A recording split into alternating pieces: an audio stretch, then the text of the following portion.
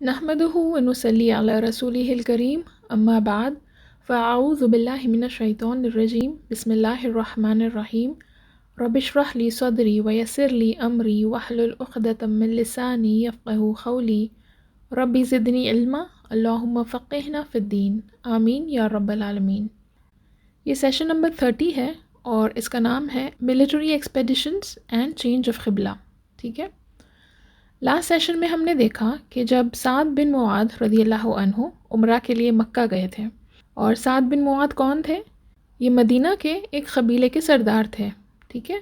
تو جب یہ مکہ گئے عمرہ کرنے کے لیے تو ابو جہل نے ان کو دیکھا اور ان کو جان سے مارنے کی دھمکی دی۔ تو اس کے جواب میں سعد بن معاذ رضی اللہ عنہ نے بھی ابو جہل کو یہ دھمکی دی کہ اگر تم نے مجھے کچھ بھی کیا تو پھر میں بھی تمہارے کیراوانز کو مدینہ سے سریا جانے نہیں دوں گا، کیونکہ مکہ والوں کے جو کیراوانز سریا جاتے تھے تو ان کو مدینہ کے راستے سے ہو کر جانا پڑتا تھا، ٹھیک ہے۔ تو سعد بن معاذ کا یہ ایک طریقہ تھا ابو جہل کو بھی دھمکی دینے کا کہ یہ مت سوچو کہ تم ہی ہمارا بگاڑ سکتے ہو، ہم بھی اگر چاہیں تو تمہارے کیراوانز کو روک سکتے ہیں، ٹھیک ہے۔ تو قریش کی جو دشمنی تھی مسلمانوں کے ساتھ وہ دن بدن بڑھتی جا رہی تھی۔ انفیکٹ انہوں نے مسلمانوں کو ایک دھمکی کی نوٹ بھی بھجوائی، یہ کہہ کر کہ وہ مسلمانوں کو انہی کی جگہ آ کر ختم کر دیں گے، یعنی مدینہ آ کر ان کو ختم کر دیں گے۔ اس کے بعد کیا ہوا؟ اب مسلمانوں کو اللہ کی طرف سے یہ حکم آیا کہ مسلمان بھی اب جنگ کر سکتے ہیں، کیونکہ اب تک دیکھیے مسلمانوں کو کیا حکم تھا؟ مسلمانوں کو یہ کہا گیا کہ چاہے جتنا بھی ظلم کیا جائے ان پر، ان کو چپ چاپ برداشت کرنا تھا۔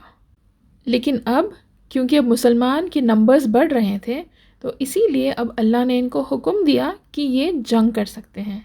اور جو اب جنگ کا حکم آیا یہ بھی 3 سٹیجز میں ملا، ٹھیک ہے۔ پہلے قریش کے ساتھ جنگ کرنا اور ان کے کیراوانز کو ریڈ کرنا، یہ حکم آیا۔ کیوں ان کے کیراوانز کو ریڈ کرنا تھا؟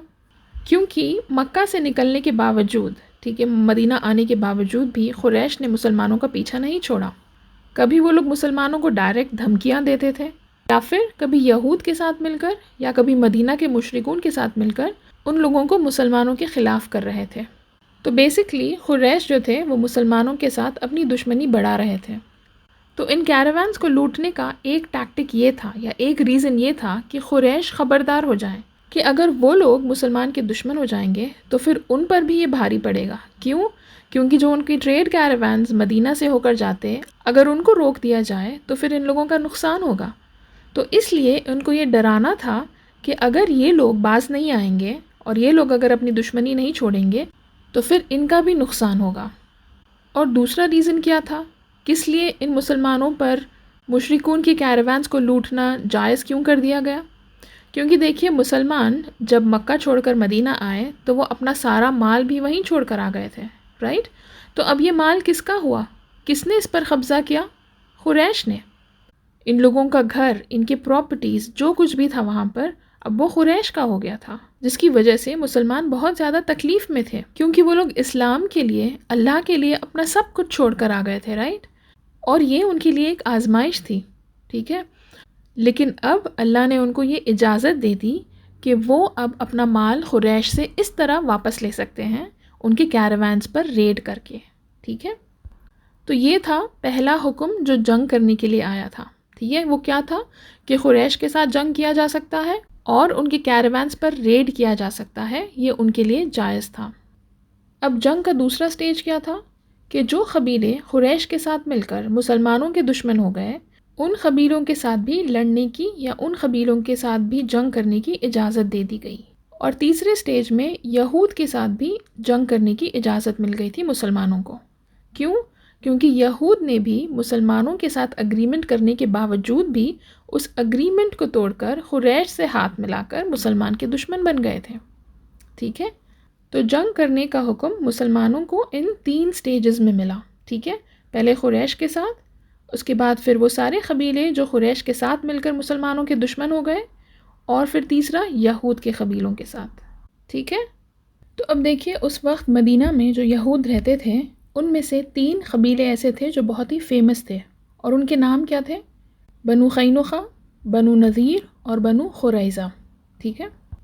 اور جب نبی صلی اللہ علیہ وسلم مدینہ آئے تو نبی صلی اللہ علیہ وسلم ان یہود کو بھی اسلام کا دعویٰ دیے، جس میں سے کچھ ایسے یہود تھے جو اسلام قبول بھی کیے، اور یہود کے ایک لیڈر تھے جس کا نام تھا عبداللہ بن سلام، ٹھیک ہے، وہ بھی اسلام قبول کیے۔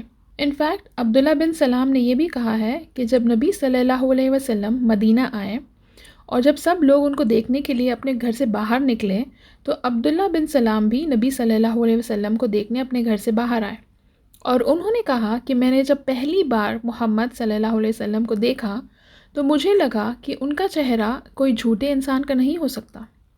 اور پھر عبداللہ بن سلام نبی صلی اللہ علیہ وسلم سے ملے اور ان سے اسلام کے بارے میں کچھ سوال کیے۔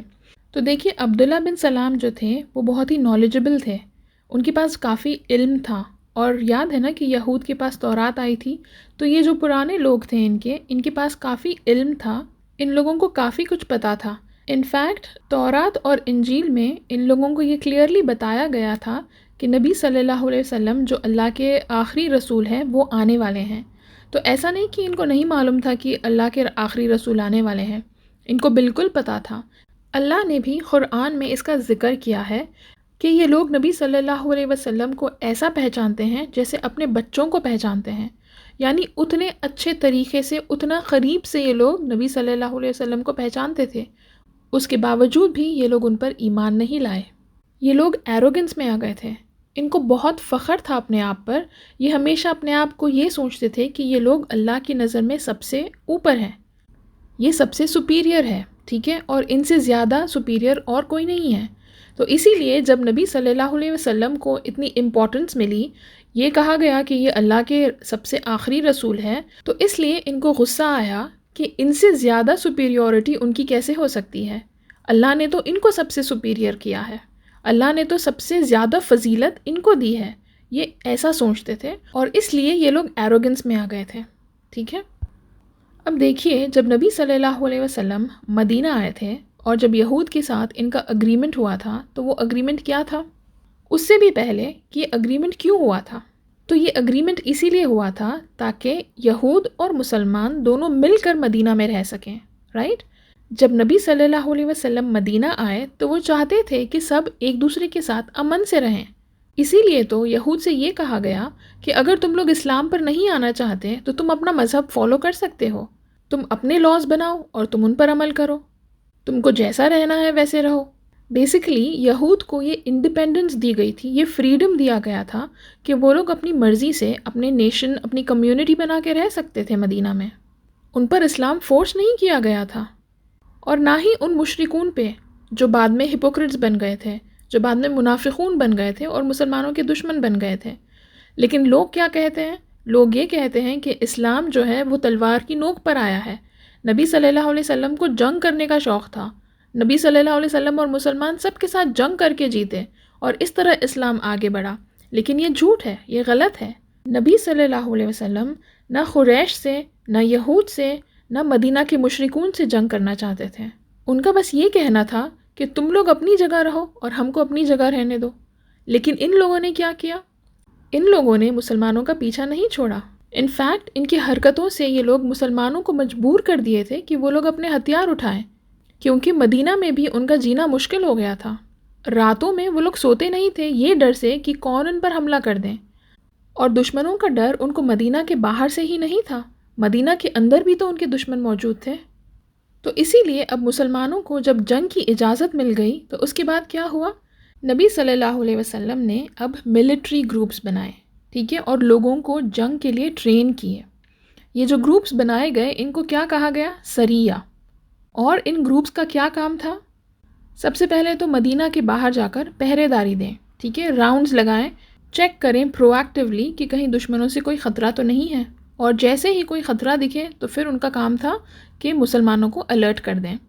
اور اس کے علاوہ ان کا دوسرا کیا کام تھا کہ جو قریش کے کیراوانز مدینہ سے ہو کر سریا جاتے تھے ان پر نظر رکھیں، اور اگر موقع ملے تو ان پر ریڈ کریں، ان پر حملہ کریں، ٹھیک ہے، اور ساتھ ساتھ مدینہ کے باہر جو قبیلے تھے ان کے ساتھ بھی اگریمنٹس کریں، ان کے ساتھ بھی اچھے ریلیشن شپس رکھیں اور اسلام کو پورے عرب میں پھیلائیں۔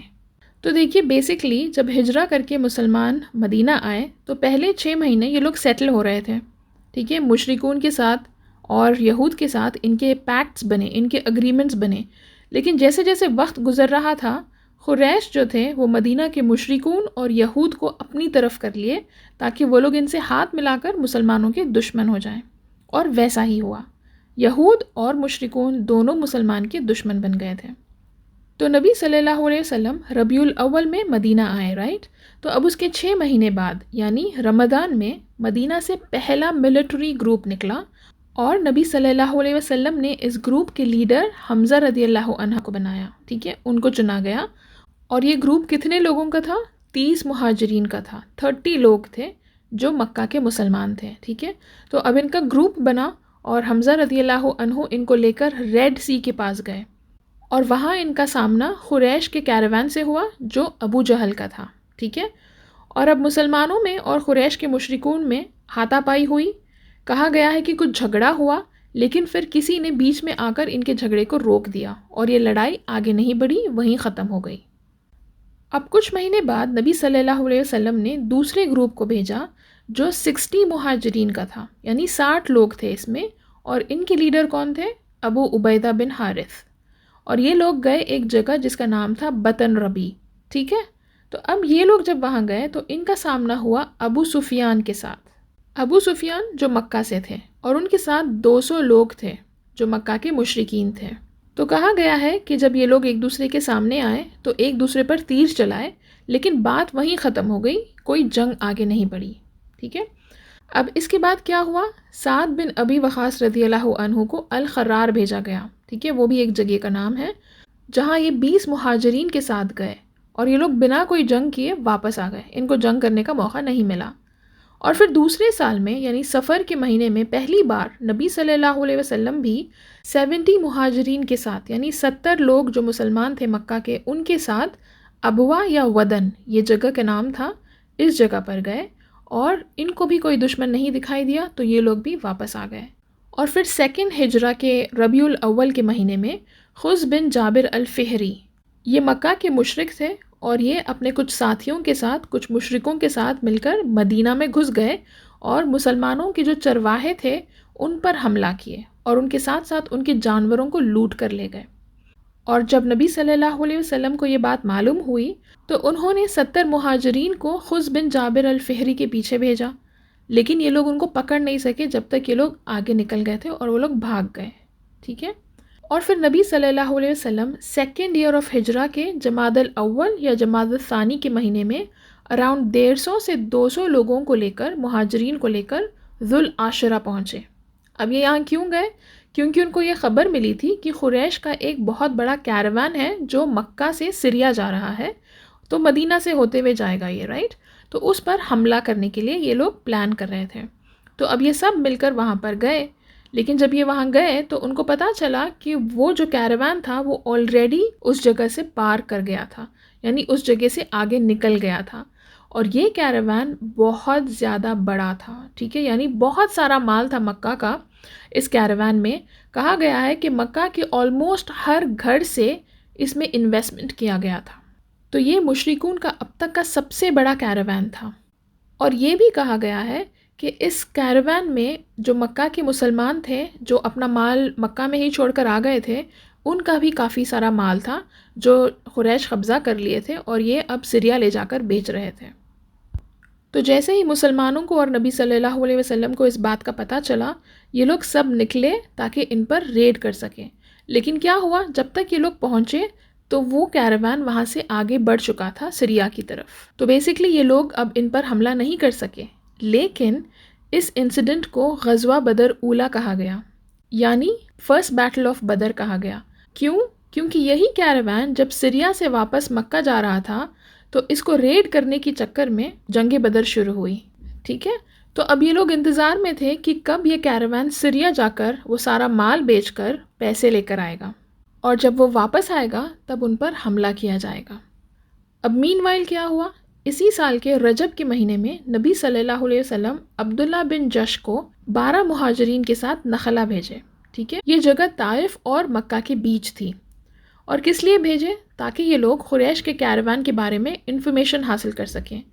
تو بیسکلی ان لوگوں کا کام کیا تھا؟ ایک انٹیلیجنس گروپ کی طرح انفارمیشن کو لے کر آنا تھا. لیکن ان لوگوں نے کیا کیا؟ اب تک مسلمان نے کسی پر حملہ نہیں کیا تھا، رائٹ؟ کسی کیروان پر ان کا حملہ نہیں ہوا تھا، جنگ نہیں ہوئی تھی. لیکن اب ان کو ایک کیروان دکھا جو قریش کا تھا. جب انہوں نے اس کیروان کو دیکھا تو انہوں نے اس پر حملہ کیا، جبکہ یہ رجب کا مہینہ تھا. اس کے باوجود بھی انہوں نے اس کیروان پر حملہ کیا اور ایک آدمی کا قتل کر دیے، اور ساتھ میں 2 آدمیوں کو پکڑ کر لے کر آئے ان کے مال کے ساتھ. اب جب نبی صلی اللہ علیہ وسلم کو یہ بات معلوم ہوئی کہ یہ لوگوں نے ان پر حملہ کیا اور ان کے ساتھ لوگوں کو لے کر آئے اور ایک آدمی کا قتل بھی کیے، تو نبی صلی اللہ علیہ وسلم بہت پریشان ہوئے.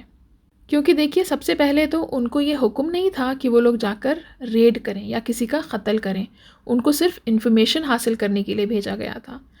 لیکن انہوں نے ریڈ بھی کیا، ایک انسان کا قتل بھی کیا، اور ساتھ میں 2 لوگوں کو پرزنرز کی طرح اٹھا کر لے کے آئے ان کے مال کے ساتھ. دیکھیے، کیونکہ یہ رجب کا مہینہ تھا، رائٹ؟ سیکرڈ منتھ تھا، تو اس مہینے میں جنگ کرنا یا خون خرابہ کرنا یہ منع کیا گیا تھا.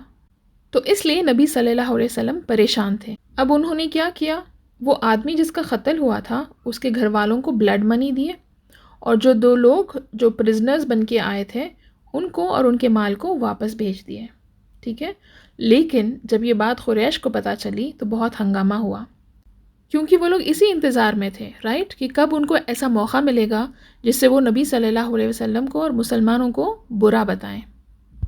اور اس بات کو لے کر اللہ نے سورہ بقرہ کی آیہ نمبر 217 میں یہ کہا ہے کہ لوگ پوچھتے ہیں کہ حرام کے مہینے میں لڑنا کیسا ہے؟ کہو اس میں لڑنا بہت برا ہے، مگر اللہ کی راہ سے لوگوں کو روکنا اور اللہ سے کفر کرنا اور مسجد حرم کا راستہ اللہ کے بندوں پر بند کر دینا اور حرم کے رہنے والوں کو وہاں سے نکالنا اللہ کے نزدیک اس سے بھی زیادہ برا ہے، اور ظلم خون کرنے سے زیادہ برا ہے. تو دیکھیے، اللہ نے اس آیت میں کیا کہا ہے کہ ہاں، سیکرڈ مہینے میں لڑنا برا ہے، لیکن تم لوگ جو کر رہے ہو وہ اس سے بھی زیادہ برا ہے. جو تم اللہ کی نافرمانی کر رہے ہو اور تم اللہ کے بندوں کو مکہ سے نکال کر ان کو اب حرم میں آنے سے بھی روک رہے ہو، یعنی مسلمانوں کو کعبہ آنے سے روکا جا رہا تھا، وہاں آ کر عبادت نہیں کر سکتے تھے وہ لوگ، رائٹ؟ تو اللہ کہہ رہے ہیں کہ یہ ساری چیزیں جنگ کرنے سے بھی زیادہ برے ہیں. ٹھیک ہے؟ اب کیا ہوا؟ شعبان کا مہینہ آیا اور کہا گیا ہے کہ اسی مہینے میں مسلمانوں کا قبلہ چینج ہوا. پہلے ان کا قبلہ کیا تھا؟ بیت المقدس. اب چینج ہو کر کیا ہوا؟ مسجد حرم. تو جب نبی صلی اللہ علیہ وسلم مکہ چھوڑ کر مدینہ آئے تو ان کا قبلہ کیا تھا؟ بیت المقدس. لیکن وہ مسجد حرم کو بہت مس کرتے تھے، وہ کعبہ کو بہت مس کرتے تھے. انفیکٹ جب نبی صلی اللہ علیہ وسلم مکہ میں تھے تو جب بھی وہ بیت المقدس کی طرف قبلہ کر کے نماز پڑھتے تھے، وہ اس پوزیشن میں کھڑتے تھے کہ ان کے سامنے کعبہ ہوتا، یعنی نبی صلی اللہ علیہ وسلم کے سامنے کعبہ ہوتا اور اسی ڈائریکشن میں قبلہ ہوتا. تو اب جب نبی صلی اللہ علیہ وسلم مدینہ آئے تو وہ کعبہ کو بہت مس کرتے تھے. اور جب وقت کے ساتھ ساتھ یہود کے ساتھ مسلمانوں کے ریلیشن شپ بگڑ رہے تھے، خراب ہو رہے تھے، تو یہ لوگ یعنی یہود نبی صلی اللہ علیہ وسلم کا بہت مذاق اڑاتے تھے اور ان کے قبلے کو لے کر بھی بہت باتیں کرتے تھے. یہ لوگ اپنی بڑائی بیان کرتے تھے جس سے نبی صلی اللہ علیہ وسلم کو بہت تکلیف ہوتی تھی. نبی صلی اللہ علیہ وسلم نہیں چاہتے تھے کہ وہ بیت المقدس کی طرف قبلہ کریں، کیونکہ یہود جو تھے وہ فخر کرتے تھے کہ کیسے مسلمان ان کے قبلے کو فالو کر رہے ہیں، اور وہ لوگ یہ کہتے تھے کہ اللہ کی نظر میں وہ لوگ سب سے سپیریئر ہے، تو اسی لیے مسلمانوں کو بھی انہی کے قبلے کو فالو کرنا ہے.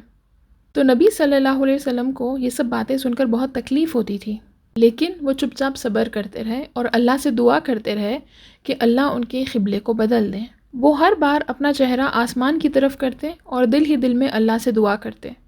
تو فائنلی اللہ کا حکم آیا کہ قبلہ بدل دیا جائے، اور اللہ نے قرآن میں سورہ بقرہ کی آیہ نمبر 144 میں یہ کہا ہے نبی صلی اللہ علیہ وسلم سے کہ ہم آپ کے چہرے کو بار بار آسمان کی طرف اٹھتا دیکھ رہے ہیں، لو ہم اسی قبلے کی طرف تمہیں پھیر دیتے ہیں جسے تم پسند کرتے ہو. مسجد حرم کی طرف رخ پھیر دو اور اب جہاں کہیں ہو تم اسی طرف منہ کر کر صلاح پڑھو. تو جب اللہ نے مسلمانوں کا قبلہ بدل کر کعبہ کی طرف ان کا قبلہ کر دیا تھا، تب نبی صلی اللہ علیہ وسلم اور مسلمان بہت زیادہ خوش ہوئے. تو اب جو نیکسٹ نماز پڑھائی گئی نبی صلی اللہ علیہ وسلم سے، وہ کعبہ کی طرف قبلہ کر کر پڑھائی گئی.